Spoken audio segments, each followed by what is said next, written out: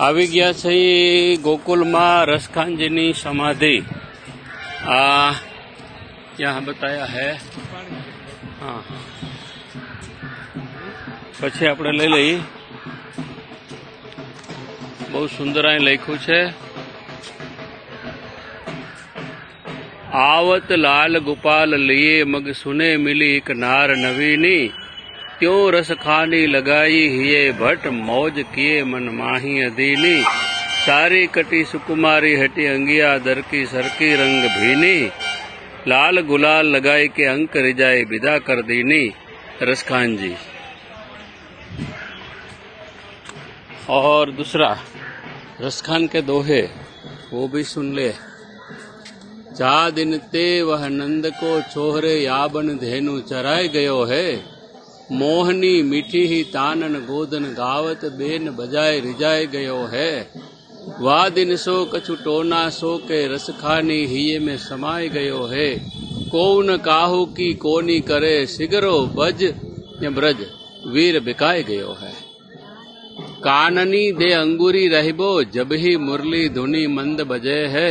मोहनी तानन सो रस खानी अटा चढ़ी गोदन गेहे तो गेहे, तेरी कहो सिगरे ब्रज लौगनी काली को कितनो समझे है, माई री वाह मुख की मुस्कान समारी न जहे न जहे, कान भये बस बांसुरी के अब कौन सखी हमको चाहिए, निस दिवस रहे यह आस लगी यह श्रौतनी सौतिन होतन, तापन क्यों राही है जिन मोह लियो मन मोहन को, रसखानी सुधा हमको दही है, मिली आओ सबे सखी भागी बसे अब तो ब्रज में बांसुरी रही है, कल कानन कुंडल मोर पंख उर्पे बनसाल बिराजती है, मुरली कर में अधरा मुस्कानी तरंग महा छवि छाजती है, रसखानी लखे तन पीठ पढ़ोसत दामिनी सी दुती लाजती है, वही बांसुरी की धुनी कान परे कुल कान यो तजी बाजती है। वाह रसखान जी वाह। गोकुल अंदर रसखान जी समाधि, घटाधार कुंज निकुंज जैसा वृक्ष देखो ये बहुत सुंदर वृक्षों छे। आ गली आ बाजू पण एवुं छे। गोकुलनी गलियन में कुंज निकुंज रसखान जी अहींया बहु सानुभव हतो અને અહીંની વૃક્ષોની જે ઘટા આખી બહુ સુંદર જોવા જેવી છે, એકદમ વળાંક છે।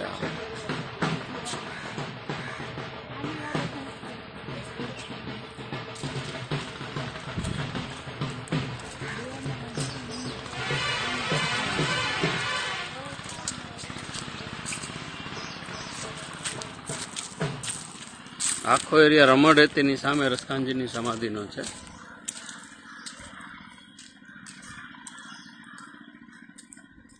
देखो ब्रज की शोभा।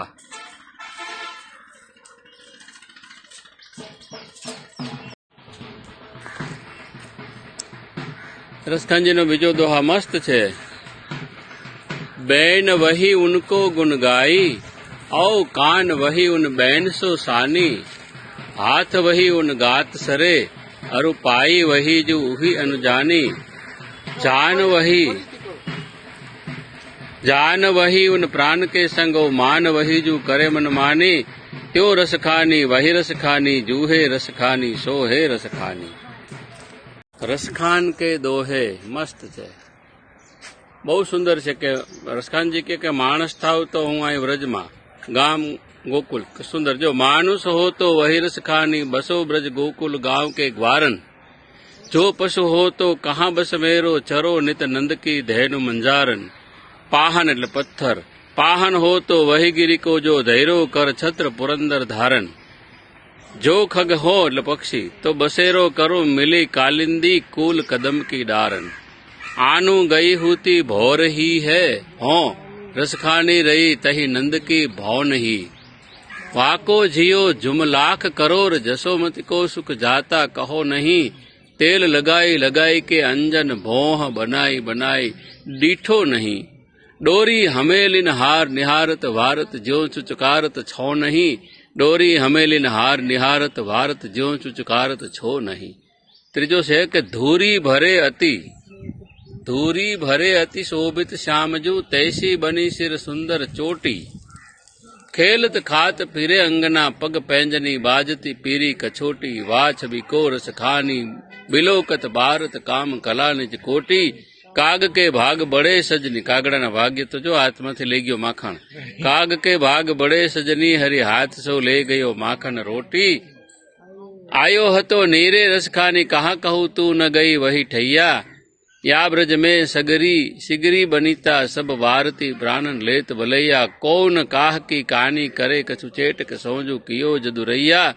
गाई गौतान जमाई गौ नेह रिजाई यो प्राण चराई गौ गैया सुंदर से जो तमे आ बहु आखी रसखानजी नो आ छे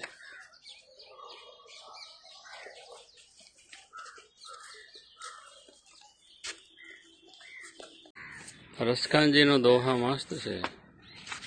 कि भाई आ शेषजी गणेशजी सूर्यदेव पछी महेश એટલે શિવજી શેષ ગણેશ મહેશ દિનેશ સુરેશ હું જાહી નિરંતર ગાવે એટલે ઇન્દ્ર જાહી અનાદિ અનંત અખંડ અછેદ અભેદ સુબે બતાવે નારદ સે સુખ વ્યાસ રહે પછી હારે તઉ પુનિ પાર ન પાવે તાહી અહિર કી ચોહરિયા છછિયાભર છાસ પે નાચ નચાવે શેષજી જેનો પાર નથી પામી શકતા ગણેશજી નહીં શિવજી નહીં સૂર્ય નહીં ઇન્દ્ર નહીં એ નિરંતર ગાયા જ કરે છે એ જે અનાદિ કીએ અનંત કીએ અખંડ કીએ અછેદ કીએ અભેદ કીએ બધાએ બધું બતાવે છે વેદ સારી રીતે નારદથી લઈને સુખદેવજી વ્યાસજી એ થાકી ગયા છતાંય એ આ ઠાકોરજીના સ્વરૂપનું પાર પામી શક્યા નથી એવા સ્વરૂપ જે છે ભગવાન કૃષ્ણ સારસ્વત કલ્પની અંદર વ્રજમાં જન્મ લીધો અને રસખાનજીને એવા દર્શન થયા ને એ કહે કે આ સ્વરૂપ આટલા દેવો આખું પચી હર્યા તોય દર્શન નથી થયા એવા સ્વરૂપોએ અહીંયા આહિરની છોહરિયા એટલે ગોપીઓ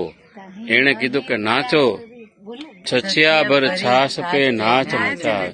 છછિયા ભર છાસ પે નાચ નચાવે છછિયા ભર છાસ પે નાચ નચાવે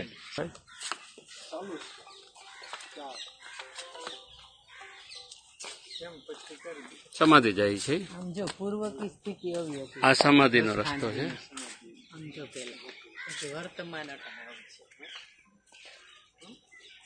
આ થોડોક ઢાળ છે ચડવાનો પણ સુંદર જગ્યા છે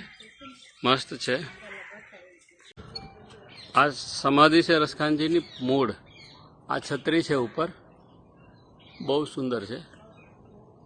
અલૌકિક રીતે અહીંયા ભગવાને સમાધિ આપી હતી એમને એમ કહેવાય છે મુસ્લિમ હતા અને વૈષ્ણવ થયા અને ઠાકોરજીની સાથે હસતા બોલતા ખેલતા એવું સુંદર સમાધિ સ્થળ યુપી સરકારે વિકાસ પણ બહુ સરસ કર્યો છે આનો બહુ સુંદર છે પરિક્રમા કરીએ અત્યારે અમે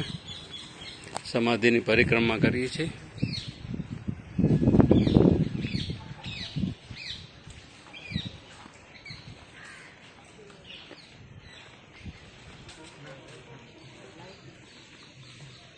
આસપાસ પણ સુંદર બહુ વાતાવરણ બહુ સુંદર છે બાકડા સરસ છે વનરાય ઘાટી બહુ જા દિન તે વહ નંદ કો છોહરો છોહરા કા છોહરો या बन धेनु चराई गयो है मीठी ही ताननी गोधन गावत बेन बजाय रिजाय गयो है वा दिन सो कछु टोना सो के रसखानी हिये में समाय गयो है रसखाना हियाમાં સમાઈ ગયા છે કોન કાહુ કો કાની કરે સિગરો બ્રજ બીર બિકાઈ ગયો હે એક બીજું છે અહીં જોઈ લઈ સાથે સાથે મસ્ત રીતે સુંદર કે કાનન દે અંગુરી રહ્યો કાનન દે अंगुरी रहिबो जब ही मुरली धुनी मंद बजे है मोहनी तानन सोर सखानी अटा चढ़ी गोदन गेहे तो गेहे टेरी कहो सिगरे ब्रज लोगनी काली को कितनो समुझे है मायरी वाह मुख की मुस्कान समारी न जइए न जइए न जइए આ મુખનું એવી યાદી આવે છે કે સાંભળ્યું નથી થતું એવું સુંદર છે આ કૃષ્ણ ભક્ત તાજ બીબીની વાત આવે જ છે આપણે ત્યાં અને આ તાજ बीबी समाधि છે भगवान श्री कृष्ण के भक्त प्रवरों में ताज बीबी की भक्ति विशेष रूप से उल्लेखनीय है ताज बीबी का जन्म ब्रज क्षेत्र के प्रमुख वन महावन में संवत 1696 मतलब 1639 सन में माना जाता है। उनके पिता अली खान पठान की नियुक्ति मुगल सल्तनत द्वारा महावन की सुरक्षा हेतु की गई थी। प्रख्यात साहित्यकार भारतेंदु हरिश्चंद्र जी ने ताज बीबी के बारे में वर्णित किया है।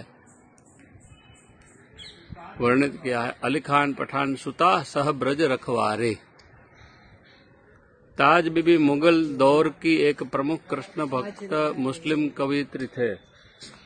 कुछ लोग इन्हें सम्राट अकबर के समकालीन मानते हैं, जबकि कुछ लोग इन्हें औरंगजेब का समकालीन बताते हैं।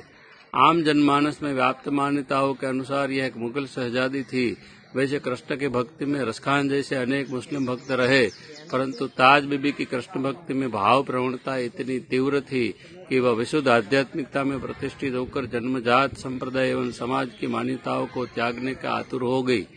हो रही है। इनकी साहसी प्रवृत्ति एवं समर्पण को दर्शाता है। उनके निर्मल प्रगाढ़ निश्चल श्रद्धा इस कवित्व के व्यक्त होती है। इन्हें लेखों से ताज बीबी है कि सुनो दिल जानी मेरे दिल की कहानी, तुम दस्त ही बिकानी, बदनामी भी सहूंगी मैं। देव पूजा ठानी हो निवाज हो भुलानी, तजे कलमा कुरान सारे गुण कहूंगी मैं। श्यामला सलोना सिर ताज सिर कुले दिए, तेरे नेह दाग में निदाग बह रहूंगी मैं। नंद के कुमार कुर्बान ताणी सूरत पर हो तो तुर्कानी, हिंदू ओनी बह रहूंगी मैं। दस्त हिबिकानी बदनामी सहूंगी मैं। गोस्वामी गोकुलनाथ अपना चतुर्थलालजी गोसाईजीना भाव सिंधुनी अंदर बतावे से गोस्वामी विठल अपना गोसाईजी महाराजे ताज बीबी को ब्रह्म संबंध की दीक्षा देकर वैष्णव बनाया।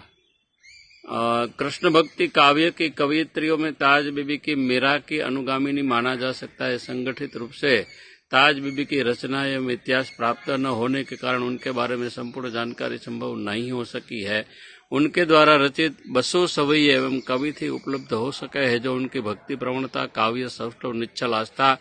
एवं समर्पण के प्रमाण है। कहा जाता है कि होली के अवसर पर धमार गाते हुए श्रीनाथ जी के काव्य सौष्ठव श्रीनाथ जी के चरणों में उन्हें अंतिम सांस ली और अपने इष्ट की प्राप्ति की। गोसाई जी अपने परिकरों के साथ उनके पार्थिव शरीर को यहाँ समाधि प्रदान की। लगभग 3 शताब्दियों से